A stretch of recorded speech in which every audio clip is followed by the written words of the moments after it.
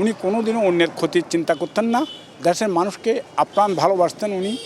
আজকে এখানে এসেছিলাম কবর জিয়ারতের জন্য, যেহেতু প্রশাসনিক কারণে ভিতরে ঢুকতে দিচ্ছে না, সেজন্য দূর থেকে দেখছি, মনে মনে দোয়া দরুদ পড়তেছি। আমি 1971 সালের এপ্রিল মাস থেকে শহীদ প্রেসিডেন্ট জিয়াউর রহমানের সাথে একজন মুক্তিযোদ্ধার সৈনিক। আমি ফেনী শুভপুরের বাসিন্দা। তখন জিয়াউর রহমান সাহেব যখন 1971 সালের এপ্রিল শুভপুর ব্রিজে যুদ্ধ করতেন, পাকিস্তানি হানাদারদের আক্রমণের ফলে আমরা ভারতে গেছিলাম, সেখান থেকে আমি উনার সাথে। এরপরে রাজনৈতিক পট পরিবর্তনে জিয়াউর রহমান সাহেব যখন বাংলাদেশের রাজনীতি উনার আগমন ঘটল, আমি তখন উনার আদর্শে বিশ্বাসী হয় জাতীয়তাবাদী ছাত্রদল চট্টগ্রাম মহানগরের প্রতিষ্ঠাতা সদস্য এবং 1979-80 সালে চট্টগ্রাম পলিটেকনিকের ছাত্রদল থেকে নির্বাচিত ভিপি। এরপর থেকে আমার এই রাজনীতিতে সম্পৃক্ত। 1981 সালের 31 মে রাত্রে পর্যন্ত 12টা পর্যন্ত চট্টগ্রাম সার্কিট হাউসে ছিলাম।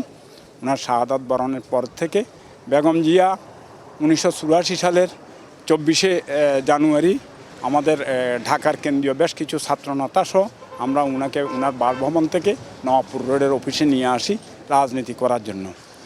তো তখন থেকে উনি দেশের জনগণের সাথে সম্পৃক্ত এবং ওনার মধ্যে যেটুকু আমি আমার এই 75 বয়সে দেখতে পেলাম, সেটা হচ্ছে উনি একজন দৃঢ়চেতা মহিলা, নিরহংকার, এবং উনি কোনোদিনও অন্যের ক্ষতির চিন্তা করতেন না, দেশের মানুষকে আপ্রাণ ভালোবাসতেন উনি।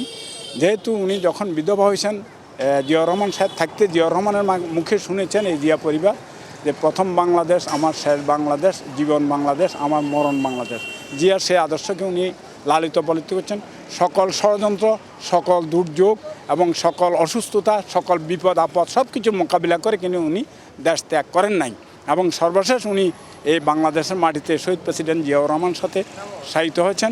উনার যে আদর্শ শহীদ প্রেসিডেন্ট জিয়াউর রহমানের পর থেকে, সে আদর্শ এদেশের মানুষ উনাকে সে আদর্শের কারণে ভালোবাসে এবং আমরাও বিশ্বাস করি সে আদর্শে তারেক রহমান সে আদর্শে অনুসারী হয়ে এদেশের মানুষকে ভালোবাসবে। আজকের এই মুহূর্তে যেহেতু 2 কোটির উপরে মানুষ জানাজায় অংশ নিতে, দেশবাসীর প্রতি আমার একান্ত আবেদন, বেগম খালেদা জিয়ার সততা এবং দৃঢ়তা সব কিছু মিলে আগামী নির্বাচনে বেগম জিয়ার প্রতি শ্রদ্ধা রেখে দেশের মানুষ ধানের শীষে যেন ভোট দেন, এই আশাটুকু আমি দেশবাসীর কাছে প্রত্যাশা করি।